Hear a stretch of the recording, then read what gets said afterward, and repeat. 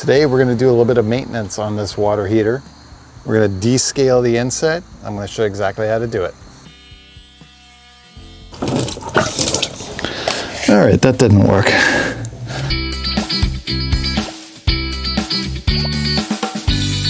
So I'm trying to make this thing last as long as I possibly can, as you know, anybody would. And to do so, I'm going to do a little bit of basic maintenance on this particular unit.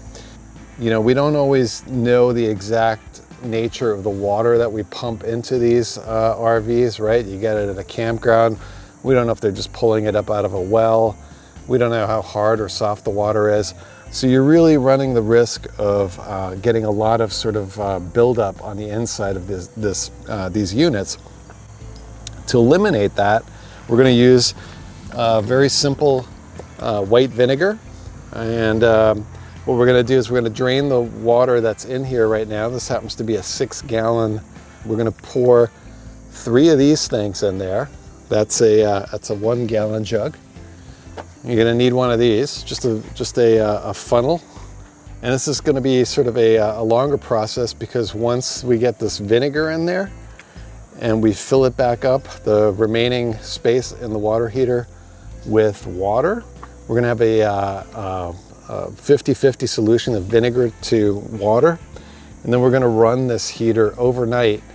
So just to let the things percolate around in there, loosen up any lime scale that's on the heating element, and then tomorrow we're going to drain the water out of it.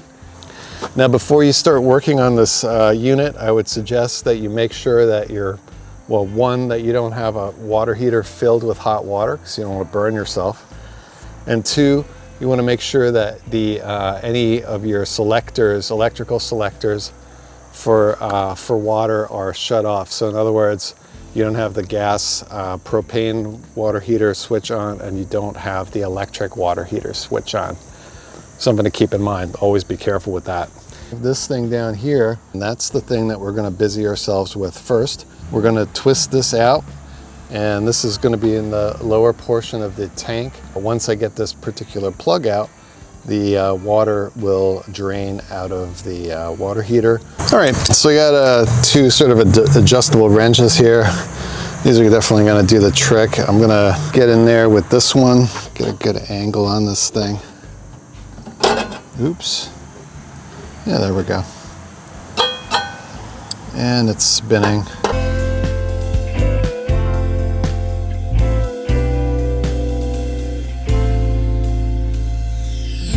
All right. If we do the pressure release up here, you get more of an even flow down there. Even flow. Da, da, da, da, da. That's such a great song. Pearl Jam. 90s.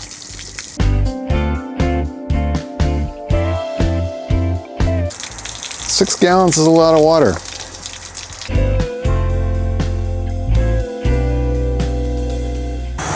That's basically it. What we want to do now is refill this thing. Now, I watched a bunch of videos on YouTube where it was sort of like, oh, just find the winterization hose and, suck the couple gallons of vinegar in through the water pump and so forth. This RV doesn't have it. This is an R-Vision Traillight 29-footer, and for whatever reason, it does not have that. Okay, so let me explain. So now I'm on the inside of my RV, and there's this, there's the electrical panel is like down here, and this is just some cabinetry in the bedroom area. And effectively this thing folds open and shows you the back of the water heater. Now right up here, a little hard to see, I took this hose off already. But that is the exit point, I guess, because it's red, of the hot water heater. But it's also a very high spot on the hot water heater. So what I plan to do right here with that thing removed is I plan to funnel the vinegar directly into the tank versus the more convoluted sucking it through the entire pump and water system and so forth. That's the plan. Hopefully I don't spill vinegar everywhere. So let's see, I'm gonna get the funnel involved here, and then we're gonna start pouring vinegar into this thing. So the end of this is fairly small, and it should go in there quite nicely. Oh, very important, before I start doing this, I'm gonna put the plug back in on the outside, the one that we use to drain all the water out of it. I'm gonna use my phone to light this whole area up a little bit better. Let's see what's going on. Then we've got the couple gallons of vinegar next to me here. Here goes nothing. Take one. It's dripping a little bit. That is because, let's see, it's a pressure situation because we're blocking the all the exits to the tank, so that's not good. All right, well,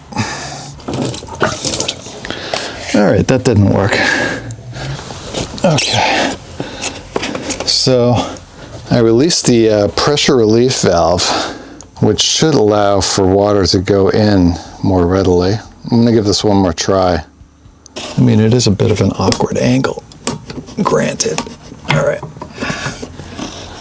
So any kind of venting issue should be resolved at this point because of the pressure relief valve being engaged. But that is no guarantee.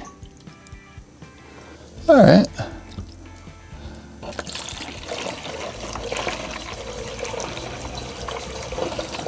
That's going in there way more readily. Have a towel available when you're doing this.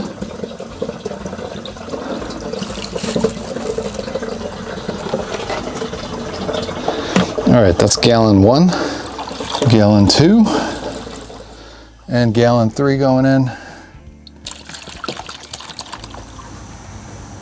That's the third and final gallon.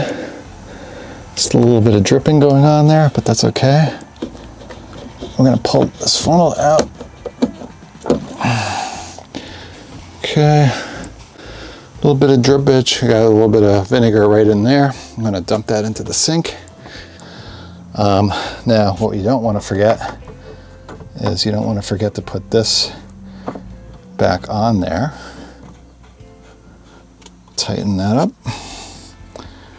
What I'm gonna do next is I'm gonna turn on the water pump.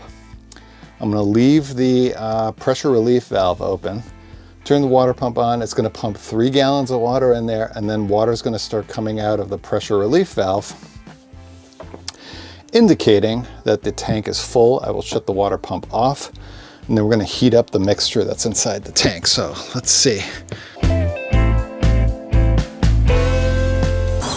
All right. Again, this is the pressure relief valve. It's open. Now what we're gonna do is turn on the water pump. Okay, water pump is on. It's running. And as soon as I see water exiting out of there, there it goes. I have to turn it off. Boom. Perfect. Well, near perfect. Let's close this up. Okay, now what do we have now? We've got a full water tank with 3 gallons of vinegar and 3 gallons of water in there. And the only thing left to do, turn on the electric hot water heater, get it up to temperature, and then what I'll do is I'll use shore power to maintain that temperature overnight. All right, so I've just fired up the generator via this particular switch right here. This is my panel in the RV. And then I flicked on the electric hot water heater, which is this thing right here. And you can immediately hear the additional strain on the generator due to the load. So once this is up to temp, which is probably gonna be at about a half hour or so, we're going to stop running the generator, and we're going to connect the RV up to shore power. The tank is heating up, and I'm going to end this particular video right here, and then there'll be a link at the end of this to part 2 of this video, which will be to see tomorrow what comes out of this drain plug. So Thank you for watching part 1. Stick around, click the link either in the description or at the end of this video to check out part 2 and see if it worked. And if you thought this video was helpful, do it. Just hit the thumbs up button. It's right there, I think. There, yeah, right there. There. You know where it is. Hit it. Thank you.